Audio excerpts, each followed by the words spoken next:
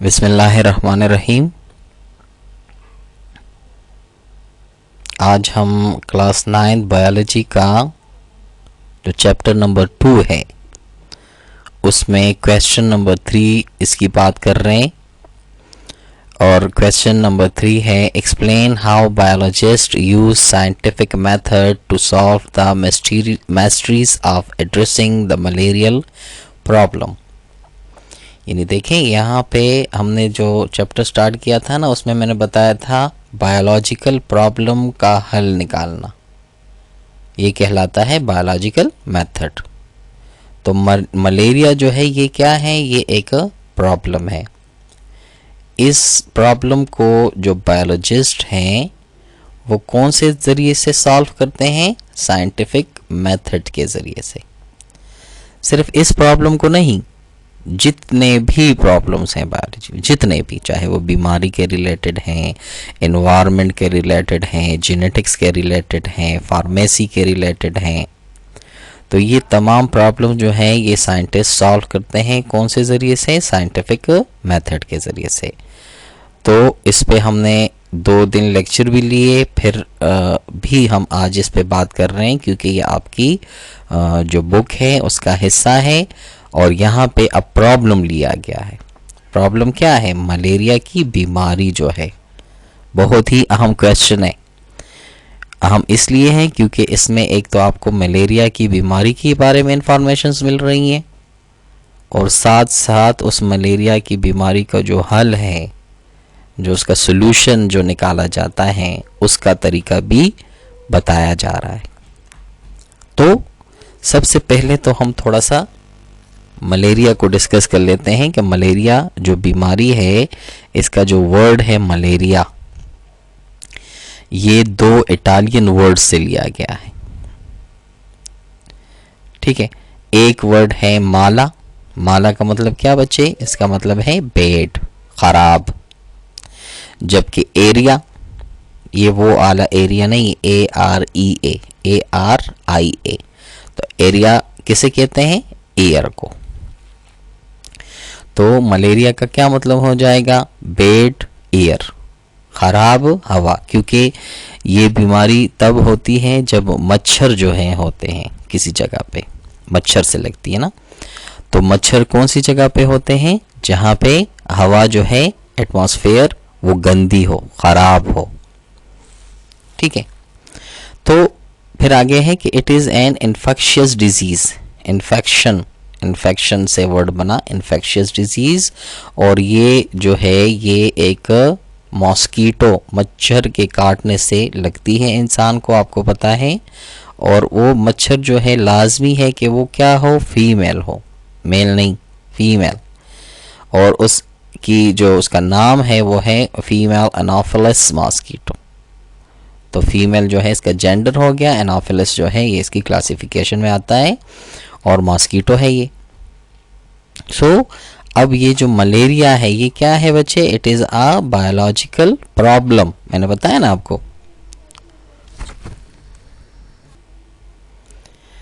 तो ये अगर एक बायोलॉजिकल प्रॉब्लम है तो इसको हल करने के लिए जो तरीका होगा वो होगा बायोलॉजिकल मेथड। उसके ज़रिए से हम इस प्रॉब्लम को क्या करेंगे? सॉल्व करेंगे। तो आगे चलते हैं, वो स्टेप्स डिस्कस करते हैं जो कि हमने पहले ही दिन पढ़े। अब देखें यहाँ पे बीमारी किसके बारे में है, कौन सी चीज़ है, मसला क्या है? मलेरिया का। तो मलेरिया के बारे में जो ऑब्जर्वेशंस हैं, मुशाहिदात हैं, ठीक है, वो साइंटिस्ट ने जो हैं बयान किए हैं। ये मुशाहिदात ज़रूरी नहीं है कि साइंटिस्ट ही बयान करें, या आप खुद अपने एक्सपीरियंस से, और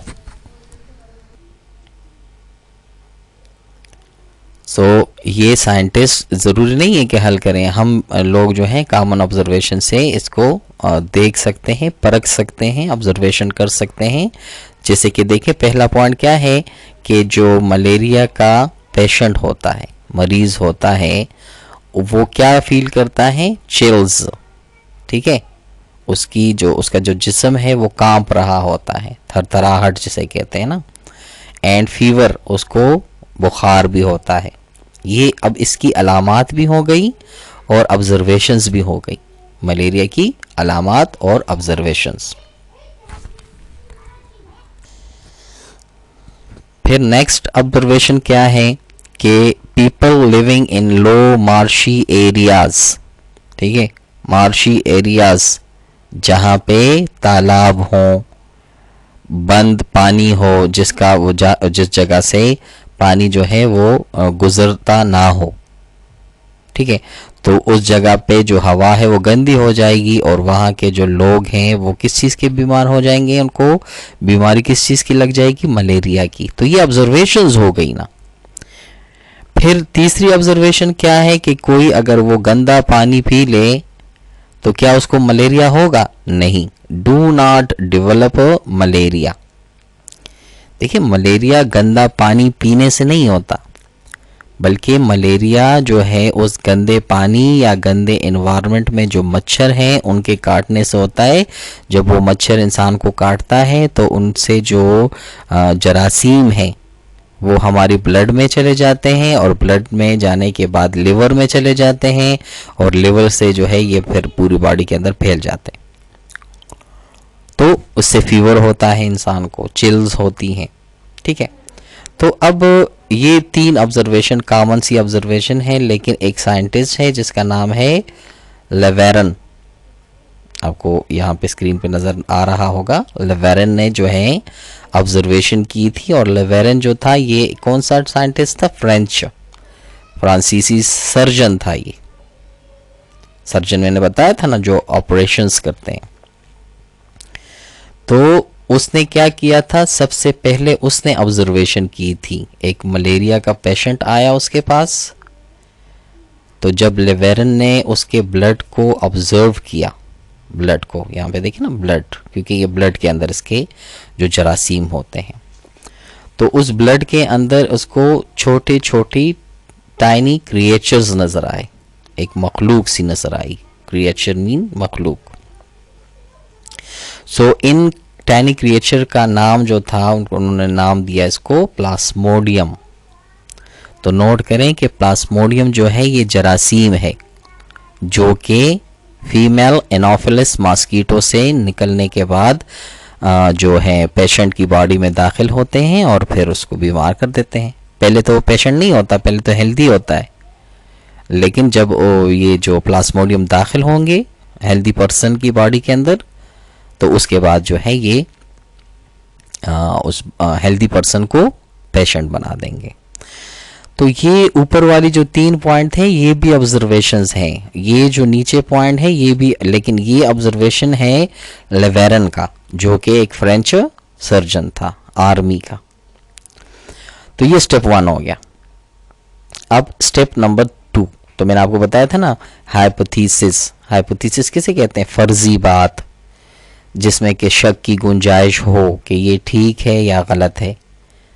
फिर इसके सही होने का जो पता है वो एक्सपेरिमेंट्स से चलता है, तजुर्बात से चलता है।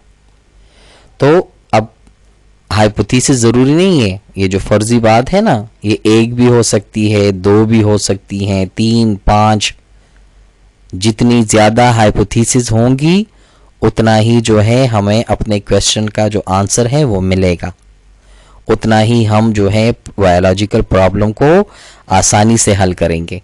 लेकिन हाइपोथेसिस की कैरेक्टरिस्टिक मैंने आपको पढ़ाई थी कि गुड हाइपोथेसिस वो होना चाहिए जिसमें कि उस क्वेश्चन का आंसर मौजूद हो, ये ना हो कि क्वेश्चन कोई और हो और आंसर कोई और। तो मैं बता रहा था कि हाइपोथेसिस 1 भी हो सकती है, 2, 3, ठीक है। तो यहाँ पे इसलिए आपको नजर आ रहा है हाइपोथेसिस नंबर 1, फिर ये है हाइपोथेसिस नंबर 2 और ये है हाइपोथेसिस नंबर 3। तो ये जो पहला हाइपोथेसिस है ये उसी साइंटिस्ट का है, उसी सर्जन का है, फ्रेंच आर्मी सर्जन का है, जिसका नाम अभी मैंने लिया लेवेरन। तो लेवेरन जो है ये क्या बयान करता है कि plasmodium is the cause of malaria, यानी प्लाज्मोडियम जो है ये मलेरिया की वजह है। मलेरिया जिस वजह से होता है, किस वजह से होता है? प्लाज्मोडियम की वजह से होता है। तो ये उसकी एक क्या हो गई, हाइपोथेसिस। हाइपोथेसिस मीन फर्जी बात। अभी इनको पता नहीं चला, पता कब चलेगा, पता तब चलेगा जब ये एक्सपेरिमेंट करेंगे। ठीक है, तो वो एक्सपेरिमेंट का स्टेप जो है वो आगे आ रहा है, उसके लिए आप वेट करें। फिर हाइपोथेसिस नंबर 2, वो जो ये जो हाइपोथेसिस नंबर 2 है ये बयान किया एक साइंटिस्ट ने, इसका नाम था AFA किंग, और ये एक अमेरिकन साइंटिस्ट था। इसने क्या हाइपोथेसिस बयान किया कि mosquitoes are involve in the spread of malaria. यानी ऊपर वाले पॉइंट में क्या है कि plasmodium is the cause of malaria, और यहां पे अगर हम कहें कि एफए किंग ने क्या कहा कि mosquitoes are the cause of malaria, तो दोनों ठीक है, क्योंकि मॉस्किटो के अंदर होते हैं प्लाज्मोडियम्स। ठीक है, अगर मॉस्किटो नहीं होगा तो प्लाज्मोडियम कहां से होंगे। तो ये दोनों बातें जो हैं एक दूसरे से क्लोजली रिलेटेड हैं। फिर एक तीसरा जो हाइपोथेसिस है, ये एक साइंटिस्ट है, उसका नाम है रोनाल्ड रोस। ये एक ब्रिटिश आर्मी फिजिशियन था। फिजिशियन मीन तबीब, डॉक्टर। तो इसने जो हाइपोथेसिस बयान किया कि if mosquitoes are involve in the spread of malaria then it must have plasmodium in its blood after it has bitten a malarial patient. तो अब देखिए यहां पे थोड़ी सी ये बात नोट करें, इफ देन भी आ गया। ये इफ का वर्ड आपको नजर आ रहा है, और यहां पे ये जो वर्ड है ये देन का है। तो ये इफ देन स्टेटमेंट कौन सी स्टेप में होता है? बायोलॉजिकल प्रॉब्लम को हल करने के लिए जो स्टेप्स होते हैं ना, उनमें एक स्टेप होता है जिसमें कि इफ देन स्टेटमेंट का यूज होता है। जैसे मैंने कल आपको बताया कि अगर आपकी उम्र 15 साल है तो आप 9th 10th में एडमिशन ले सकते हैं। वैसे एक मैं बात कर रहा हूं ना, अगर आपकी उम्र 15 साल है देन का मतलब क्या, तब। तो इफ भी आ गया और देन भी आ गया। यहां पे भी इसने क्या किया है रोनाल्ड रोस ने, कि इसने हाइपोथेसिस भी बयान कर दिया और साथ में डिडक्शन की भी बात हो गई इसकी उसके अंदर। तो हाइपोथेसिस गुड क्वालिटी का तब होगा जब वो जितना क्लोज होगा, जो सॉल्यूशन के क्लोज होगा, क्योंकि इसमें किसी प्रॉब्लम का सॉल्यूशन निकालते हैं बायोलॉजिकल मेथड में। तो जितना ये सॉल्यूशन के क्लोज होगा उतना ही ये हाइपोथेसिस गुड हाइपोथेसिस कहलाएगा। ठीक है, जैसे अब मलेरिया की बात हो रही है ना, और मैं कहूं कि एक बंदे को जो है ना ब्लड कैंसर है, और उस ब्लड कैंसर की वजह जो है वो है सिगरेट स्मोक। तो यहां पे मैं बात किसकी कर रहा हूं? मलेरिया की कर रहा हूं। और वहां पे जो हाइपोथेसिस में बयान कर रहा हूं या जो बात कर रहा हूं वो मैं कैंसर की कर रहा हूं। तो ये गुड हाइपोथेसिस ना हुआ। Good hypothesis should be closely related to the possible answer. तो ये 3 हाइपोथेसिस हो गए स्टेप नंबर 2। पहला स्टेप मैंने देखे जैसे आपको बताया ऑब्जर्वेशन का होता है, तो दूसरा स्टेप अब में हमने पढ़ा वो होता है हाइपोथेसिस का। तीसरा स्टेप जो होगा वो होगा डिडक्शन। और अभी आपको मैंने बताया कि डिडक्शन में लाजमी बात है, देखें यहाँ पे फिर बता रहा हूं, इफ का इस्तेमाल है और देन का। जैसे अभी मैंने आपको एग्जांपल दी। सो यहाँ पे भी डिडक्शन में क्या है कि if plasmodium is the cause of malaria then all the malarial patient should have plasmodium in their blood. यानी डिडक्शन में ये बात कही साइंटिस्ट ने कि अगर प्लाज्मोडियम जो है वो मलेरिया की वजह है, प्लाज्मोडियम से की वजह से अगर मलेरिया होता है तो फिर जितने भी मलेरिया के जो पेशेंट हैं उनके ब्लड के अंदर क्या होना चाहिए? प्लाज्मोडियम होना चाहिए ना। तो इसमें 2 वर्ड्स यूज हो गए, इफ, ये इफ, और ये हो गया देन का। तो ये इफ देन जो है ये आपका यहाँ पे अगर आप देखें, ये जो मैंने बात की रोनाल्ड रोस की, इसने भी हाइपोथेसिस में भी यूज किया है और ये डिडक्शन में अलग भी हो सकता।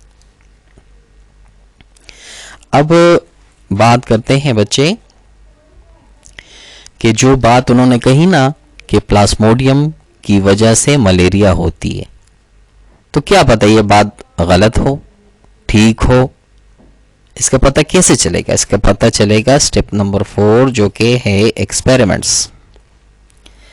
तो एक्सपेरिमेंट में हम क्या करते हैं कि हाइपोथेसिस को टेस्ट किया जाता है कि हाइपोथेसिस ठीक है कि गलत है। तो हाइपोथेसिस क्या था? ये था plasmodium is the cause of malaria. Laveran scientist ने ये बात कही थी ना हाइपोथेसिस में। तो इस बात को अब क्या कर दिया जाएगा? टेस्ट कर दिया जाएगा। किसके जरिए से हम इसको टेस्ट करेंगे? एक्सपेरिमेंट से, यानी उस पेशेंट का ब्लड अगर निकाल लिया जाए और उसको लेबोरेटरी में ले जाके देख लिया जाए with the help of the microscope, और उस माइक्रोस्कोप में प्लाज्मोडियम नजर आ गए, तो हम क्या कहेंगे कि ये हाइपोथेसिस जो है ये करेक्ट है। तो कल मैंने आपको बताया था ना कि हाइपोथेसिस एक्सेप्ट भी हो सकता है, रिजेक्ट भी हो सकता है। अगर ब्लड के अंदर प्लाज्मोडियम हुए पेशेंट के, तो ये एक्सेप्ट हो जाएगा, और अगर उस पेशेंट के ब्लड के अंदर प्लाज्मोडियम ना हुए तो ये रिजेक्ट हो जाएगा। तो हमने बात की थी कल कि जो एक्सपेरिमेंट्स होते हैं इसमें दो ग्रुप होते हैं, एक को कहते हैं एक्सपेरिमेंटल ग्रुप और एक को कहा जाता है कंट्रोल ग्रुप। अब एक्सपेरिमेंटल ग्रुप जो है इसमें कौन सी लोग आते हैं? पेशेंट। जैसे यहाँ पे मलेरिया का मसला है तो मलेरियल पेशेंट होंगे। अगर हम कैंसर के किसी मसले को डिस्कस कर रहे होते तो फिर कैंसर के पेशेंट जो हैं वो क्या कहलाते? Experimental group. तो बायोलॉजिस्ट जो हैं वो क्या काम करेंगे अब कि वो जो एक्सपेरिमेंट करेंगे वो देखेंगे, जो पेशेंट हैं उनको भी देखेंगे और जो हेल्दी पर्सन्स हैं उनको भी देखेंगे, क्योंकि दोनों के देखने से दोनों को कंपेयर किया जाएगा और फिर पता चलेगा। ठीक है बच्चे? तो ये हो गया एक्सपेरिमेंट के अंदर दो ग्रुप्स का होना। अब पहले ऑब्जर्वेशन हुई, फिर उन्होंने एक फर्जी बात कही, हाइपोथेसिस दिया, फिर डिडक्शन भी हो गया, एक्सपेरिमेंट भी हो गया। अब एक्सपेरिमेंट का कोई रिजल्ट तो आना चाहिए ना, आंसर आना चाहिए। तो स्टेप नंबर जो 5 होगा वो क्या होगा? यहाँ पे आप देखें क्या होगा। Step number 5 will be the results. कि रिजल्ट क्या आए? तो it was observed that all the malarial patient had plasmodium in their blood, यानी जितने भी मलेरिया के जो पेशेंट थे उनके ब्लड के अंदर क्या चीज मौजूद थी? प्लाज्मोडियम थी। तो जब प्लाज्मोडियम ही मौजूद है तो इससे क्या पता चला? इससे पता ये चला कि जो मलेरिया का जो मसला है वो हल हो गया है। हल कैसे हो गया? प्लाज्मोडियम जो है वो इसकी वजह है। तो अगर प्लाज्मोडियम ख़त्म कर दिया जाए, ठीक है, बॉडी के अंदर, तो फिर ये मसला जो है ये हल हो सकता है। या गंदी जगहों पे ना रहा जाए, बल्कि अपने जो एनवायरनमेंट है, अपना जो माहौल है इर्द गिर्द का, उसको क्या रखा जाए? साफ रखा जाएगा। तो मच्छर नहीं होंगे, जब मच्छर नहीं होंगे तो प्लाज्मोडियम कहाँ से आएगा? तो जब प्लाज्मोडियम नहीं होगा तो फिर वो बंदा मलेरिया का बीमार नहीं होगा। तो इस तरीके से हमने मलेरिया का जो प्रॉब्लम है उसको सॉल्व कर लिया है स्टेप बाय स्टेप। इसलिए मैंने आपको कल कहा ना कि कंफ्यूज होने की जरूरत नहीं है। क्यों? क्योंकि ये स्टेप अब आगे एक दूसरा भी क्वेश्चन है इसी के बारे में भी है। तो पूरे इस एक चैप्टर के अंदर इन्हीं स्टेप्स को डिस्कस किया गया है। कभी एक प्रॉब्लम को लेंगे, कभी दूसरे को, कभी तीसरे को। तो जितने भी प्रॉब्लम होंगे इन्हीं स्टेप्स के जरिए से ही हल होंगे। लेकिन वो प्रॉब्लम मैथमेटिकल प्रॉब्लम ना हो, कोई डेली लाइफ का कोई प्रॉब्लम ना हो, बल्कि बायोलॉजिकल प्रॉब्लम हो, बायोलॉजिकल जिसका ताल्लुक लिविंग थिंग्स से हो। तो मैं बात ये कर रहा था कि रिजल्ट पे अब हम पहुंच आए हैं, और रिजल्ट क्या हुआ कि मलेरिया के जो पेशेंट थे उनके बॉडी के अंदर, उनके ब्लड के अंदर प्लाज्मोडियम था, जबकि हेल्दी जो पर्सन थे वो फ्री थे, उनके बॉडी के अंदर कोई प्लाज्मोडियम नहीं था। दे वर फ्री फ्रॉम प्लाज्मोडियम। सो इन तमाम बातों से ये चीज कंफर्म हो गई कंफर्मेशन। तो कंफर्मेशन कौन से स्टेप में हो जाती है बच्चे? रिजल्ट के स्टेप में, रिजल्ट्स। तो रिजल्ट का जो स्टेप है वो हमें कंफर्मेशन बताता है। कंफर्मेशन क्या है कि plasmodium is the cause of malaria. तो लेवेरन ने जो बात कही थी वो 100% करेक्ट साबित हो गई कि जो इसका काज है मलेरिया का वो है प्लाज्मोडियम। उसको फिर उन्होंने एक्सपेरिमेंट के ज़रिए से देखा। एक्सपेरिमेंट में हेल्थी पर्सन भी थे और जो मलेरिया के पेशेंट थे वो भी थे। तो एक एक्सपेरिमेंटल ग्रुप था, एक कंट्रोल ग्रुप था। तो उन दोनों को कंपेयर करने से जो हेल्थी पर्सन थे उनके ब्लड के अंदर कोई प्लाज्मोडियम भी नहीं था, तो इसलिए वो मलेरिया के बीमार भी नहीं थे। और जो पेशेंट थे उनके ब्लड के अंदर प्लाज्मोडियम भी था और वो मलेरिया के बीमार भी थे। तो ये तमाम चीज़ें हैं, इनको आप सीख लें और इसके बारे में आगे जो क्वेश्चन आ रहे हैं वो भी लगभग इसी से रिलेटेड हैं। ठीक है, उनमें भी तमाम यही स्टेप्स जो हैं वो डिस्कस होते हैं। सो अल्लाह हाफिज़।